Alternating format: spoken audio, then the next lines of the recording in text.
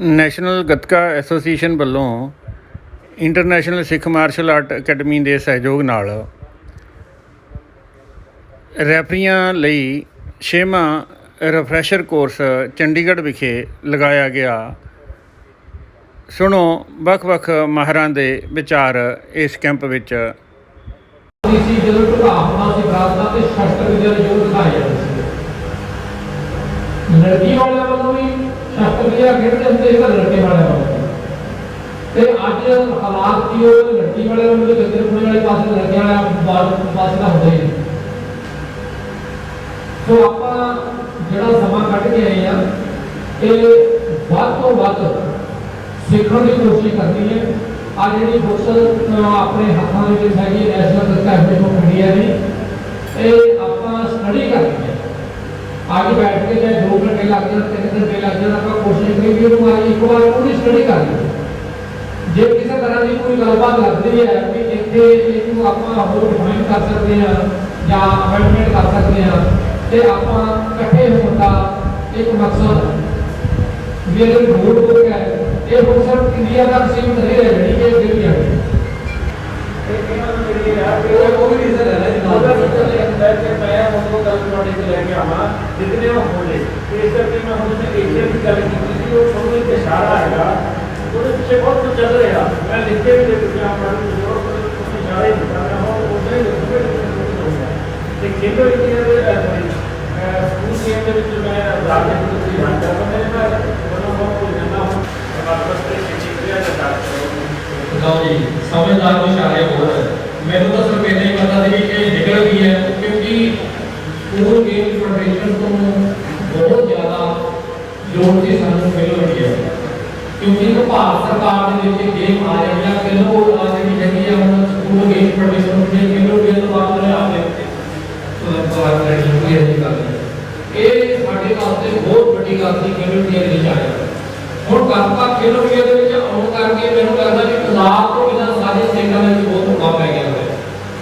ਪਤਾ ਨਹੀਂ ਕਿੱਥੋਂ ਨੰਬਰ ਲੈ ਕੇ ਲਿਓ। आप मेरे को जनरल सेक्रेटरी दे दो कि मैं तो फोटो देखा करेंगे आ साढ़े घर चले हुए। पर आज एक international Sikh martial art academy के बैनर है national Gatka association of India जाते ही है।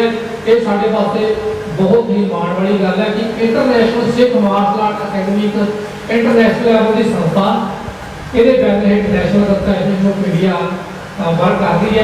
आने वाले टाइम के जो एशियन गेम्स होणगियां उदों भी जिहड़ी international Sikh martial art academy है ये साडा जिहड़ा धड़ा है ये वड्डा ही रहेगा, क्योंकि इहदे विच खालसा बाणियां दे विच टूर्नामेंट करवाए जाते हैं।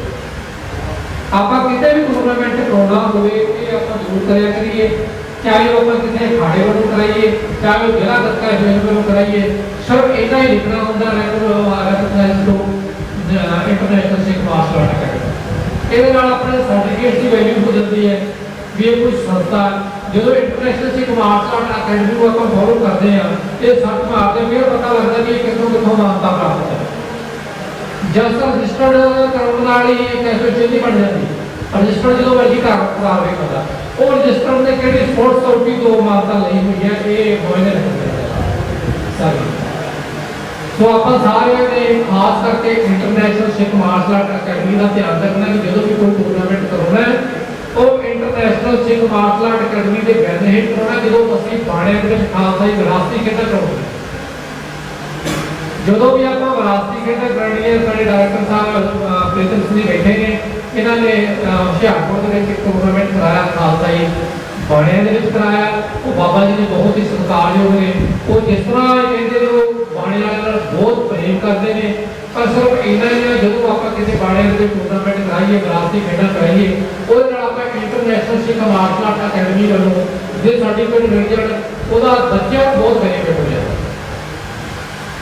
ਔਰ ਮੇਰੇ ਖਿਆਲ ਨਾਲ ਬੱਚੇ ਬੈਠੇ ਦੇ ਵਿੱਚ ਜਿਹੜੇ ਕਿ ਪੰਜਾਬੀ ਯੂਨੀਵਰਸਿਟੀ ਦੇ ਨਾਲ ਸੰਬੰਧਿਤ ਜਿੰਨੇ ਵੀ ਕਾਲਜ ਨੇ ਫਰੀ ਪੜ੍ਹੇ ਨੇ। ਇਹ ਨੈਸ਼ਨਲ ਗੱਤਕਾ ਐਸੋਸੀਏਸ਼ਨ ਭਾਵੇਂ ਵੀ ਸਭ ਤੋਂ ਪੁਰਾਣੀ ਸੰਸਥਾ ਹੈ, ਪਰ ਇਹਨੂੰ ਪ੍ਰਮੋਟ ਕਰਨ ਵਾਲੀ ਸਾਡੀ ਹੈਗੀ ਹੈ ਇੰਟਰਨੈਸ਼ਨਲ ਸਿੱਖ ਮਾਰਸ਼ਲ ਆਰਟ ਅਕੈਡਮੀ, ਜਿਹਨੂੰ ਆਪਾਂ ਇਸ ਬਾਰੇ ਨਾਮ ਤੇ ਜਾਣਦੇ। ਮੈਨੂੰ ਬੜੀ ਖੁਸ਼ੀ ਹੋਈ ਜਦੋਂ ਵੂਮਨ ਚੈਂਪੀਅਨਸ਼ਿਪ ਦੇ ਵਿੱਚ ਮੈਨ ਚੈਂਪੀਅਨਸ਼ਿਪ ਹੋਈ ਹੈ। ਉੱਥੇ ਕੁਝ ਹੋਰ ਫੈਡਰੇਸ਼ਨ ਦੇ ਬੱਚੇ ਆਏ ਹੋਏ ਸੀਗੇ ਤੇ ਉਹਨਾਂ ਨੂੰ ਇਹ ਨਹੀਂ ਪਤਾ ਕਿ ਗੱਤਕਾ ਐਸੋਸੀਏਸ਼ਨ ਪੰਜਾਬ ਹੈ ਜਾਂ ਨੈਸ਼ਨਲ ਗੱਤਕਾ ਐਸੋਸੀਏਸ਼ਨ ਇੰਡੀਆ। ਉਹ ਨਾ ਮੈਂ ਕੋਲੋਂ ਲੰਘਦੇ ਸੀ ਗੱਲਾਂ ਕਰਦੇ ਨਾ ਇਸ ਵਾਲੇ ਨਾ ਇਹ ਜਿਹੜੇ ਇਹ ਹੈਗੇ ਇਹ ਪਾਰਟੀਆਂ ਨਹੀਂ ਕਰਦੇ ਹੈਗੇ। ਇੱਥੇ ਇਸ ਵਾਲੇ ਨਾ ਜਿਹੜੇ ਇਹ ਪਾਰਟੀਆਂ ਨਹੀਂ ਕਰਦੇ।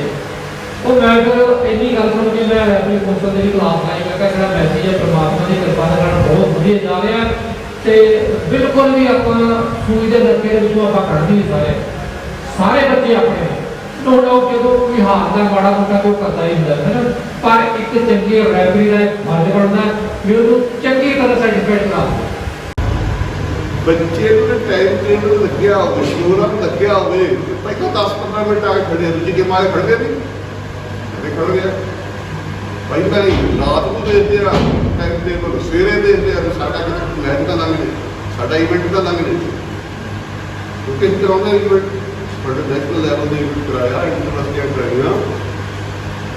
1 ਮਿੰਟ ਦੇਰ ਦਾ ਵਿਸਲ ਰਾਤ ਨੂੰ ਜਾਊਗਾ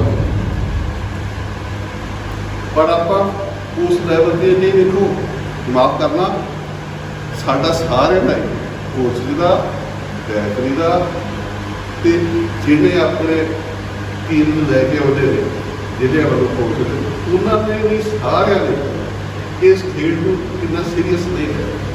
ਜਿੰਨਾ ਚਿਰ ਆਪਾਂ ਇਹਨਾਂ ਕਰਨਾ ਵਾ ਪੂਰਾ ਸੀਰੀਅਸ ਧਿਆਨ ਨਹੀਂ ਦਿੰਦੇ ਉਹਨਾਂ ਚਿਰ ਆਪਾਂ ਮਤ ਸੋਚੀਏ ਕਿ ਖੇਡ ਨੂੰ ਆਪਾਂ ਉੱਪਰ ਲੈ ਜਾਈਏ।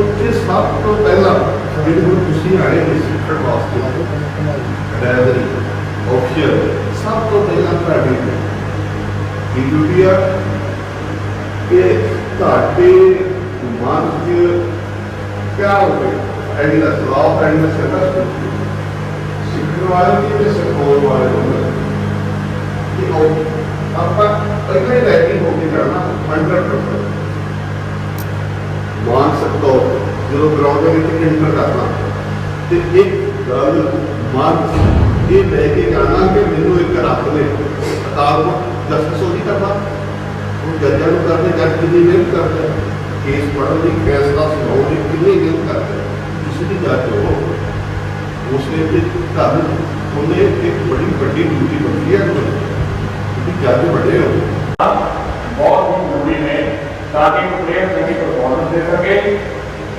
ਪਰਫਾਰਮੈਂਸ ਦੇ ਲਈ ਗਰਾਊਂਡ ਬਹੁਤ ਹੈ ਇੰਜਰੀ ਨਾ ਹੋ ਚਾਹੇ ਕੋਈ ਜੇ ਖੇਡ ਸਕੇ ਕਿਉਂਕਿ ਪਲੇਅਰ ਦੀ ਇੰਜਰੀ ਇੱਕ ਵਾਰ ਪਲੇਅਰ ਦੀ ਇੰਜਰੀ ਹੋ ਗਈ ਤਾਂ ਉਹਦਾ ਕੈਰੀਅਰ ਲਗਭਗ ਖਤਰੇ ਵਿੱਚ ਜਾ ਕੇ ਹੁੰਦਾ ਹੈ। ਰਿਕਵਰੀ ਹੁੰਦਿਆਂ ਸਾਲਾਂ ਵਧੀਆ ਲੱਗਦਾ ਇੱਕ ਸਾਡੀ ਨਸ਼ੀਸ਼ਾਂ ਨੇ ਗੱਲ ਕੀਤੀ ਹੈ ਕਦੇ ਵੀ ਕਿਸੇ ਵੀ ਥਾਂ ਤੇ ਗਰਾਊਂਡ ਛੋਟਾ ਨਹੀਂ ਕਰਦਾ ਆਪਣਾ ਜੋ ਗਰਾਊਂਡ ਤੇ ਆਪਾਂ ਈਅਰ ਮਾਰਕ ਰੱਖਿਆ ਕਈ ਵਾਰੀ ਹੁੰਦਾ ਕਹਿੰਦੇ ਜੀ ਥਾਂ ਘੱਟ ਹੈ ਆਪਾਂ ਫੁੱਟ ਘੱਟ ਕਰ ਲੈਂਦੇ ਹਾਂ ਮਤਲਬ ਉੱਦਾਂ ਦਾ ਕੰਪਰੋਮਾਈਜ਼ ਕਦੇ ਵੀ ਇਹ ਜਾਂ ਅੱਗੇ ਤੋਂ ਨਾ ਕਰੋ ਤੁਸੀਂ ਜੋ ਪਿੱਛੇ ਹੋ ਗਿਆ ਕੋਈ ਨਹੀਂ ਅੱਗੇ ਤੋਂ ਨਹੀਂ ਕਰੋ ਬਣਾਓ ਹੀ ਉਸ ਤਰ੍ਹਾਂ ਦਾ ਜਿਵੇਂ ਕਈ ਵਾਰੀ ਕਹਿੰਦੇ ਪਿੱਲਰ ਆ ਗਏ ਜੀ ਉੱਥੇ ਥੋੜਾ ਜਿਹਾ ਛੋਟਾ ਕਰੋ ਹੋਰ ਬਣਾਓ ਜਗੜ ਕੇ ਇਹ ਕਾਇਲੀ ਕਿਸਮ ਦਾ ਤਾਂ ਜਿਹੜਾ ਆਪਣਾ ਧੱਕੇ ਦਾ ਗਰਾਊਂਡ ਹੈ